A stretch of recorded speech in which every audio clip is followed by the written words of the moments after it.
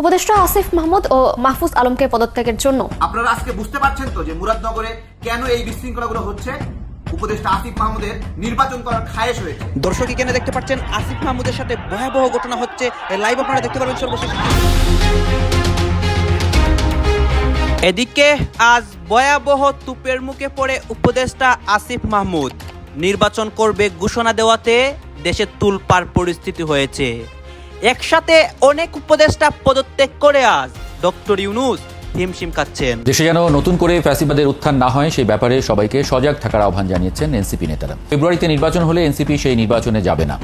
এ সময় সার্জিসের বিরুদ্ধে মামলার তীব্র নিন্দা জানান তারা। আলোচনায় আমাদের উপদেষ্টা এই মুহূর্তে যিনি আছেন আসিফ মাহমুদ সজীব ভুঁইয়া। গতকালকে আমরা দেখলাম যে এক সমন্বয়ক গ্রেপ্তারের আগে এখন হঠাৎ করে আসিফ মাহমুদ ভুঁইয়ার বক্তব্যের মধ্যে কিছুটা দোলাধুল্য দেখা দিয়েছে। সরকারের গুরুত্বপূর্ণ প্রভাবশালী অন্যতম উপদেষ্টা আসিফ মাহমুদ সজীব ভুঁইয়ার বিরুদ্ধে চাঁদাবাজির খুবই গুরুত্বপূর্ণ একটি প্রমাণ আমাদের সামনে এসেছে। নির্বাচনকালীন সরকারে না থাকার সিদ্ধান্ত নিয়েছেন স্থানীয় সরকার উপদেষ্টা আসিফ মাহমুদ। নিজের ভেরিফাইড ফেসবুকে দেওয়া এক পোস্টে তিনি জানিয়েছেন, আসন্ন জাতীয় সংসদ নির্বাচন সামনে রেখে তিনি নির্বাচনকালীন সরকারের অংশ হচ্ছেন না। আজকের এই ঘটনা প্রকাশ পাওয়ার পরে আসিফ মাহমুদ সজীব ভুঁইয়া সে কি গ্রেপ্তার হবে?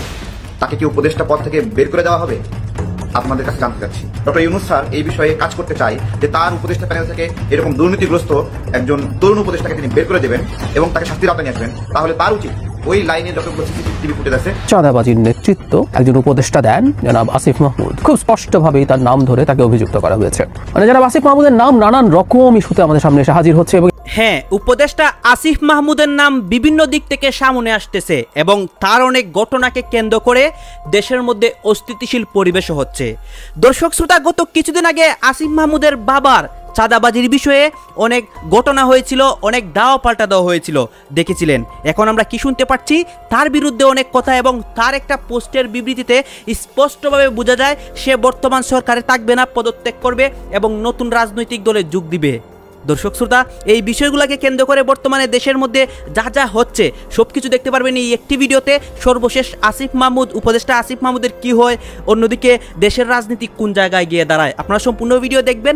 দেশের সকল আপডেট এই একটি ভিডিওতে দেখতে পারবেন। আসুন আমরা কথা বাড়াচ্ছি না, আমরা সরাসরি ভিডিওর মূল আলোচনায় চলে যাচ্ছি। আলোচনায় আমাদের উপদেষ্টা এই মুহূর্তে যিনি আছেন আসিফ মাহমুদ সজীব ভুঁইয়া। গতকালকে আমরা দেখলাম যে এক সমন্বয়ক গ্রেপ্তারের আগে 35 মিনিটের একটা ভিডিও রেখে গেছিলেন। সেই ভিডিও নিয়ে এই মুহূর্তে তো টেনশনে আছেন, তবে পদত্যাগটা সম্ভবত আরেকটু আর্লি করে ফেলবেন, কারণ তার উপদেষ্টার বিরুদ্ধেও তার এপিএস এর বিরুদ্ধে না পিএস এর বিরুদ্ধেও সম্ভবত আপনার এই ছিল, অভিযোগ ছিল কত কোটি টাকা জানি আত্মসাতে। যাই হোক, ঘটনার প্রেক্ষাপট ওই জায়গায় না। এখন হঠাৎ করে আসিফ মাহমুদ ভুঁইয়ার বক্তব্যের মধ্যে কিছুটা দোলাধুল্য দেখা দিয়েছে।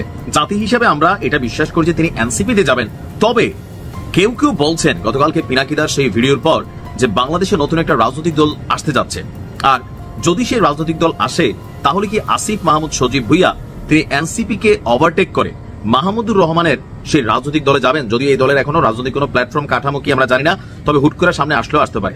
এখন কেন এতগুলো কথা বলছি? আপনার খালিদ মহিউদ্দিনকে দেওয়া সাক্ষাৎকারে তিনি তার বক্তব্যের খুবই গুরুত্বপূর্ণ যে অংশগুলা আমরা গণমাধ্যমের বরাতে দেখলাম, তিনি বললেন যে তফসিল ঘোষণার আগেই তিনি আপনার নির্বাচন থেকে তার জায়গা থেকে সরে যাবেন। ইভেন তিনি কি মুরাদনগর থেকে কায়কোবাদ ভাইয়ের সাথে যে আসনে তার পাট্টাপাট্টি হওয়ার কথা, অথবা ধরেন যে আসন থেকে কি বলা হয় যে একটা হার্টবিট লেভেল বাড়াই দেওয়ার মতন একটা উত্তেজনাকর পরিস্থিতি আমরা দেখছি। তো এখানে আমার যতটুকু মনে হচ্ছে যে আসিফ মাহমুদ সজীব ভুঁইয়ার বক্তব্যটা হচ্ছে তিনি স্পষ্টই এখানে এক ধরনের ক্লিয়ারেন্স দিয়েছেন যে লোকালি তিনি রাজনীতি করবেন না, তার টার্গেট জাতীয় নেতা হওয়ার। কারণ অলরেডি তারা জাতীয় হিরোতে ছিল কেন বললাম, এখন তারা জাতীয় হিরো নেই। জাতীয় হিরো হচ্ছে দলমত নির্বিশেষে যাদেরকে সবাই একটা স্থান দেয়, বাট এখন তার একটা নির্দিষ্ট দল ভিত্তিক বা সামহাও বিভিন্ন কারণে তাদের যে মান সম্মান মর্যাদা সেখানে ঘাটতি দেখা দিছে, জনপ্রিয়তা কমে গেছে, বিভাজন তৈরি হয়ে গেছে। সো এই জায়গা থেকে তিনি তার টার্গেট হচ্ছে মুরাদনগরের সেই চিপাতে পড়ে থেকে লাভ নাই, তার যাইতে হবে শ্যামটালে মানে ঢাকাতে। তার বক্তব্য হচ্ছে যে তিনি আপনার ঢাকা বেসিস রাজনীতি করবেন, কারণ লোকাল এরিয়াতে এখানে রাজনীতি করে সুবিধাজনক হবে না। জাতীয় রাজনীতির কেন্দ্র হিসাবে ঢাকা শহরই তার জন্য সুবিধাজনক স্থান। তো কোন দল থেকে তিনি করবেন তিনি বলছেন এখন তিনি সিদ্ধান্ত নেননি। তো কেউ কেউ আবার কমেন্টে লেখছে জনগণকে কি মুরগি বানান আপনারা? এদেশের জনগণের সব রাজনীতিবিদরাই মুরগি বানায়। তো 95% ধারণা তিনি এনসিপিতে যাবেন, কারণ দিন শেষে ঘরের পাখি ঘরেই ফিরে যায়। আর 5% সম্ভাবনা সম্ভাবনা যে জায়গা থেকে এখন দেখা দিছে যে পিনাকিদার সাথে আসিফের একটা ভালো সম্পর্ক আছে। যখন প্যারিসে গিয়েছিল তিনি উপদেষ্টা হওয়ার পরে পিনাকিদার সাথে সেখানে দেখা করছে। এখন কোথায় যে কোন মেটিকুলাস প্ল্যান ডিজাইন হয় সেটা কিন্তু বোঝার কোনো সুযোগ নেই। তবে জনগণের বেশিরভাগ জনগণের মতামত কমেন্টে আমরা যেটাই দেখছি যে একটু পর্দা খুলে আপনি সামনে আসেন, সরাসরি বলে দেন যে আপনি এনসিপিতে জয়েন করবেন। আমরা তো জানি আপনি এনসিপিতে যাবেন। ব্যক্তিগতভাবে আমিও ফিল করি তিনি এনসিপিতে যাবেন, কারণ তারা একটা টিম এবং তাদের একটা পরিকল্পনা আছে। নির্বাচনকে ঘিরে নাহিদ করছে, তারপর আসিফ করবে, তারপর কয়েকদিন পরে হয়তো মাহফুজ করবে, এবং প্রত্যেকেই জাতীয় নাগরিক পার্টির বা এনসিপির গুরুত্বপূর্ণ কি পয়েন্টগুলোকে তারা হোল্ড করবেন। কারণ রাইট নাও এই কটা ক্যারেক্টার, এই দলটার হচ্ছে আইকনিক ফিগার। তো আসিফ মাহমুদ সজীব ভুইয়ার যতই অপরাধ থাকুক, কর্ম অপকর্ম থাকুক, কিন্তু তার একটা বিশাল ফ্যান বেস আছে। বিশেষ করে এই জুলাই অভ্যুত্থানকে কেন্দ্র করে আবার সুবিধাভোগী একটা ফ্যান বেসও কিন্তু তৈরি হয়ে যায়, যে আপনাকে ঘিরা নতুন করে এলাকাতে একটু দাপট টাপট নিয়ে চলা যায়, একটু মাল পানি কামানো যায়, এরকম একটা সিন্ডিকেটও কিন্তু অটোমেটিক আসিফ মাহমুদের আশেপাশে বিএনপির নেতা কর্মীরা অভিযোগ করেন যে তৈরি হয়ে গেছে। এলাকা নিয়ন্ত্রণ বিভিন্ন, বা ওনার বাবাও অনেক কিছু নিয়ন্ত্রণ করেন, এখানে অনেক বক্তব্য চলে আসছে। তো আমার মনে হয় আসিফ মাহমুদ তিনি আপনার এনসিপি থেকে নির্বাচন করবেন, কারণ মাহমুদুর রহমানের দল হইতে পারে, সেখানে আসিফ মাহমুদ যাওয়ার মতন ভুল করবেন না, কারণ রাতারাতি সাপোর্টিং হারাবেন। তো দেখা যাক তিনি কোন দলে যান। সরকারের উপদেষ্টাদের অনেকের নির্বাচন করার খায়েশ দেখা গেছে। তারা তাদের বাপকে দিয়ে, ভাইকে দিয়ে অথবা নিজেই নির্বাচনে অংশগ্রহণ করবে। ডক্টর ইউনূস স্যারকে বলছি, বাংলাদেশে এইরকম ইতিহাস আছে নাকি যে উপদেষ্টারা বা অন্তর্বর্তীকালীন সরকারের দায়িত্বশীলরা নিজেরাই নির্বাচনে অংশগ্রহণ করে? এটা কখনো হয়েছে কিনা? একটা বছর ধরে সরকারের কাছে সুযোগ সুবিধা নিয়ে উপদেষ্টা পদে থেকে লুটপাট দুর্নীতি করে নির্বাচনের মাঠ তৈরি করে এখন বলছে নির্বাচনে অংশগ্রহণ করবে। আপনারা আজকে বুঝতে পারছেন তো যে মুরাদনগরে কেন এই বিশৃঙ্খলাগুলো হচ্ছে? উপদেষ্টা আসিফ মাহমুদের নির্বাচন করার খায়েশ হয়েছে। আমরা সরকারকে বলতে চাই যে এই সরকারের উপদেষ্টা হিসেবে থাকা কেউই নির্বাচনে অংশগ্রহণ করতে পারবে না। আমরা প্রতিরোধ করব। আমাদের লড়াইটা এই জন্যই ছিল যে শেখ হাসিনা ক্ষমতায় থেকে নির্বাচন আয়োজন করতে চায়, এইখানে আমাদের লড়াই ছিল। আজকে এই বিপ্লবের পরে এই সরকারের উপদেষ্টাদের মধ্যে কেউ কেউ নির্বাচনে অংশগ্রহণ করবে, ভাইকে দিয়ে নির্বাচন করাবে।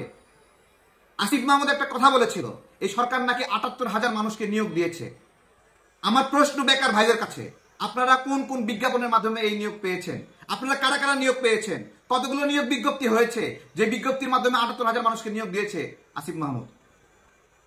কোটার বিরুদ্ধে লড়াই করে নিজেরাই কোটাময় হয়ে গেছেন, তাই না?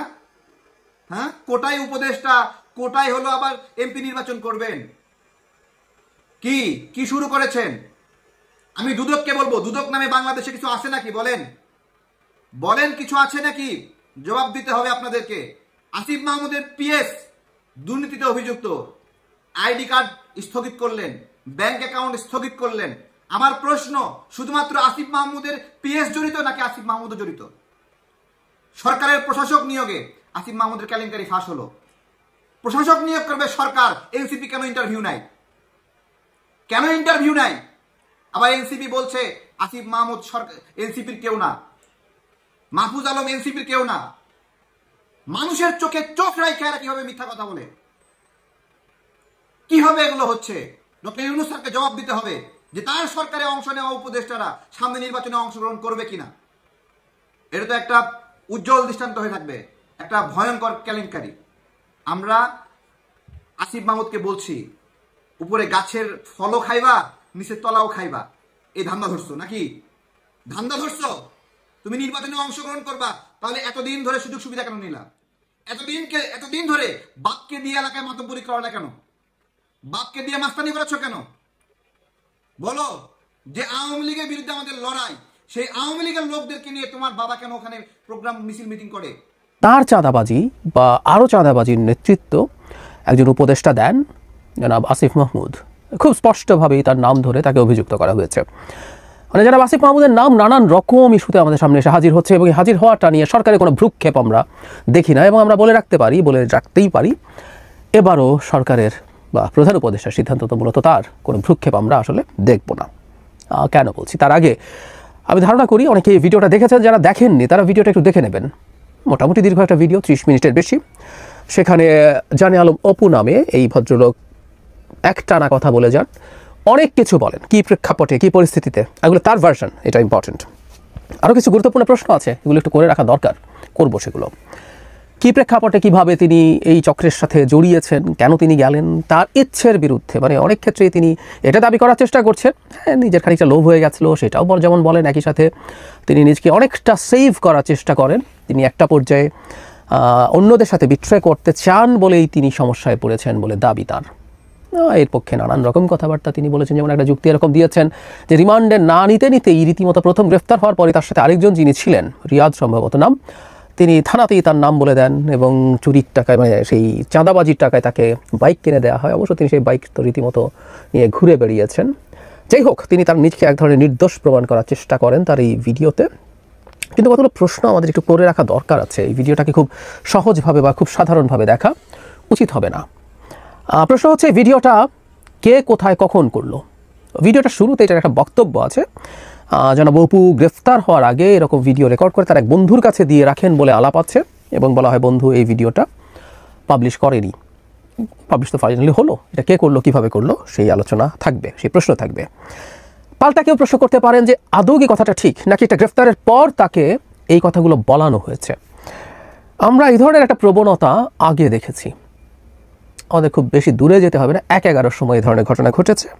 আওয়ামী লীগের অনেক মানুষের নানা রকম বক্তব্য আমাদের সামনে এসেছে। অবশ্য একটা পার্থক্য আছে, সেই ক্ষেত্রে সেই মানুষগুলো গ্রেফতার ছিলেন বলে আমরা জানতাম, গ্রেফতারকৃত অবস্থায় জানিয়ে ব্যাপারটা ওদেরকে করা হয়েছে যে পুলিশের বা জয়েন্ট ইনভেস্টিগেশন সেল এরকম কিছু একটা ছিল, সবাই মিলে তাকে, বিভিন্ন বাহিনী মিলে, বিভিন্ন সংস্থা মিলে জেরা করতেন, সেখানকার তথ্যগুলো সামনে আসতো এবং ওনার তার কাস্টাডিতে থেকে কথা বলছেন এটা ছিল। কিন্তু এবার এটা কাস্টাডিতে থেকে কথা বলছেন সেভাবে বলা হয়নি, কিন্তু এটা ইন ডিসগাইজ করা হচ্ছে কিনা এই প্রশ্ন আসতে পারে এবং সেটা খুব উড়িয়ে দেওয়ার মতো প্রশ্ন হয়তো না, কারণ তিনি গ্রেফতার হয়েছেন, সেটা এখানে হয়েছে কিনা। কথা বলছি আমাদের আসিফকে নিয়ে। দেখেন, আসিফের সাথে আমার একটা মিল আছে। আমিও কুমিল্লার, আসিফও কুমিল্লার, পাশাপাশি থানা, মুরাদনগর, বুড়িচং, খুব কাছাকাছি এরিয়া। আজকে আসিফের যে সিদ্ধান্ত, এই সিদ্ধান্তটা নিয়ে এই মুহূর্তে সোশ্যাল মিডিয়াতে বেশ কিছু আলোচনা সমালোচনা করছে। আলোচনা সমালোচনার ফাঁকে ওই কথাটা কয়ে নেই, এই চ্যানেলে ভিডিওটা মাঝে মাঝে দেই এই কারণে যে আমার যে নতুন চ্যানেলটা পাইছেন না এখনো, আচ্ছা কষ্ট করে নিচে কমেন্ট একটা টিপ দেন, টিপ দেন। এবার দেখেন একটা পিন কমেন্ট আছে, লেখা আছে নতুন চ্যানেল লিঙ্ক। ওই চ্যানেল লিঙ্কে ক্লিক করলে একটা চ্যানেল এলে ওইখানে গিয়ে সাবস্ক্রাইব করে রাখান লাগো আগের মতো, ভালো লাগলে আর কি। আর নাহলে চাইয়েন মাঝে মাঝে সুয়া কথা বলি, তাও শুই নেন। যাই হোক, সাবস্ক্রাইব করার খেলা শেষ। এবার আসি আসিফের এই আচমকা সিদ্ধান্তের কারণটা কি। আসলে সব কথা কম লাগে না, কুমিল্লার তারা কইলে বাকি তারা কলিকাতা বুঝালায়। আসিফ রাজনীতি করবে, এটা একদম প্রথম থেকে আমরা জানতাম। মাঝখানে আসিফের যে ভূমিকাটা ছিল যে না তিনি আসলে এনসিপির পক্ষে করবেন না কোন দলের পক্ষে করবেন এটা শিওর না। এখন আসিফের এই বক্তব্যটার মৌলিক আসলে কয়টা দিক আছে যদি আমরা খেয়াল করি। এখন এনসিপির বাহিরে কি আসিফের নির্বাচন করার সুযোগ আছে? 101 বার আছে। আসিফ এই মুহূর্তে যে ক্যারেক্টারটা আছে বা তার যে তার এলাকাতে বা যাই হোক সারা বাংলাদেশে তার যে জনপ্রিয়তার জায়গাটা আছে কম বেশি, এখান থেকে জামাত ইসলাম তার খাবল দেল হয়ে যাবো। এরপরে আছে ধরেন চরমনায় পীর সাহেবের দল, এরপরে আরো অনেকগুলো পলিটিক্যাল দল আছে, বা সাবেক গুরু ভিপি নুরের যে গণ অধিকার পরিষদ, আরো বেশ কয়েকটি প্ল্যাটফর্ম থেকে তার নির্বাচন করার সুযোগ আছে। তো বিএনপি কে আসলে আসিফ মাহমুদ সজীব ভুইয়াকে নিতে চাইবে আমার মনে হয় না। এই কারণে নিবে না, আসিফ যে আসনটাকে বিলংস করে ওই আসনটা বিএনপির খুবই আরেকজন সাবেক বাঘা পুরুষ, যাকে আমরা বলি চেহারা সুন্দর, এরকম বড় বড় দাঁড়িয়ে আছে কায়কোবাদ ভাইয়ের, কিন্তু লুকটা কিন্তু আবার সেই লেভেলের খেলোয়াড়। হ্যাঁ, পলিটিক্স এর মাইকা বাপ জানে, লোকালি যথেষ্ট জনপ্রিয় একজন নেতা, কর্মী বাহিনী আছে, কাম লাগলে মতুরা দেওয়ার বাহিনীও আছে। মানে ওনার যে অবস্থানটা, বা এই মুহূর্তে আওয়ামী লীগ মাঠে থাকলে একটা ইস্যু থাকতো, বাট রাইট নাও যে অবস্থানটা আছে, বিএনপিরও একটা স্বর্ণযুগ যে এই ইলেকশনটাতে জয়ের। আর লোকাল পর্যায়ে কায়কোবাদ ভাইয়ের যে অবস্থান পরিচিতি বা somehow all kind of power তিনি বিলংস করেন, টাকা পয়সা সবকিছু আছে। তো সেই ক্ষেত্রে আসিফ মাহমুদ সজীব ভুইয়া তাকে বিএনপি ওই আসন থেকে জীবনও দিবে না। তো অন্য আসন থেকে লাইরা চাইরা এইটাতে কিছু মানে ইন্টারনাল ঝামেলা পাকাবে, কারণ বিএনপির যারা নেতা কর্মী আছেন প্রত্যেক আসনে অলরেডি একাধিক প্রার্থী কিন্তু তারা আছেন। তো এরকম কোন একটা আসনে, প্রিয় দর্শক, হয়তো অনেকে বলবেন যে আসিফ মাহমুদ সজীব ভুইয়াকেও ফাঁসানো হচ্ছে, কিন্তু বিষয়টা কি ইন্টারেস্টিং নয়, চাঞ্চল্যকর নয়? এই যে 35 মিনিটের ভিডিও, জানে আলম অপু তো এখন আটক অবস্থায়, এবং এটি নিশ্চিত মোটামুটি যে তিনি আটক হওয়ার আগে এই স্টেটমেন্ট দিয়ে একটি ভিডিও করে গেছেন, যেটি এখন ভাইরাল হয়েছে। আসিফ মাহমুদ সজীব ভুইয়া সরকারের খুবই খুবই প্রভাবশালী একজন উপদেষ্টা, ছাত্র প্রতিনিধি হিসেবে যিনি সরকারে জয়েন করেছেন। তার বিরুদ্ধে অসংখ্য অসংখ্য অভিযোগ আমি একটু আগেও যে ভিডিওটি তার সম্বন্ধে দিয়েছি, তিনি নির্বাচনী ঘোষণা দিয়েছেন, তিনি প্রার্থী হবেন, কোন দল থেকে প্রার্থী হবেন সেটি যদিও পরিষ্কার করেননি। কিন্তু পুরো কথা হচ্ছে যে সরকারি উপদেষ্টা পদে থেকে তিনি বলছেন নির্বাচনে লড়বেন, সেই ব্যক্তি এখনো পর্যন্ত কেন, কিভাবে এখনো মন্ত্রী পদমর্যাদায়। দর্শক আপনারা তো দেখলেন এখানে কি কথা হচ্ছে, অনেকে কিন্তু অনেক কথা বলতেছে, অনেকে আলোচনা করতেছে, অনেকে সমালোচনা করতেছে, দেশের বিভিন্ন অবস্থা এবং পরিস্থিতি নিয়ে সবাই সবার মন্তব্য প্রকাশ করতেছে। এখানে বিশেষ করে উপদেষ্টা আসিফ মাহমুদকে নিয়ে কথা হচ্ছে, তার বিভিন্ন বিষয় নিয়ে আলোচনা সমালোচনা হচ্ছে। গাইজ, এই বিষয়গুলোর সাথে আপনারা একমত পোষণ করেন নাকি দ্বিমত পোষণ করেন? অবশ্যই আপনারা আপনাদের মন্তব্যটা কমেন্ট বক্সে লিখে যাবেন। আর হ্যাঁ, তখন আপনাদেরকে আমরা যা কিছু দেখিয়েছি সব কিছু আমরা সোশ্যাল মিডিয়া থেকে সংগ্রহ করছি, এখানে আমাদের নিজস্ব কোনো মন্তব্য নেই বা নিজস্ব কোনো সিদ্ধান্ত নেই। সর্বশেষ আপনাদের কাছে আমাদেরকে রিকোয়েস্ট থাকবে, আপনারা আমাদের চ্যানেলে নতুন দর্শক হয়ে থাকলে চ্যানেলটি সাবস্ক্রাইব করবেন এবং পাশে থাকা বেল বাটনটি বাজাবেন যাতে করে নেক্সট ভিডিওটা সবার আগে আপনাদের কাছে পৌঁছায়। ধন্যবাদ।